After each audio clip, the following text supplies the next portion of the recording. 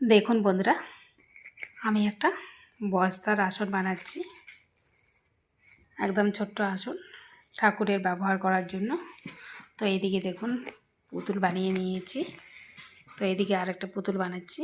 তো এটা কমপ্লিট করে নিব। তো আপনারা দেখতে থাকুন।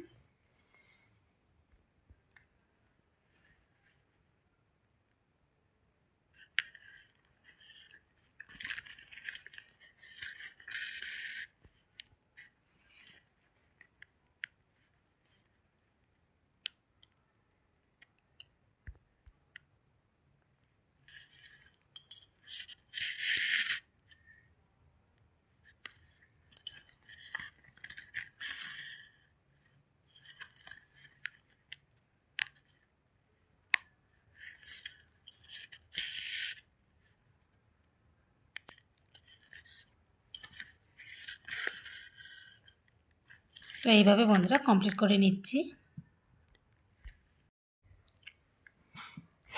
তো আমি পুতুলটা করা কমপ্লিট করে নিলাম। দেখুন কতটা সুন্দর হয়েছে। আর এগুলো উল সুতো দিয়ে করেছি।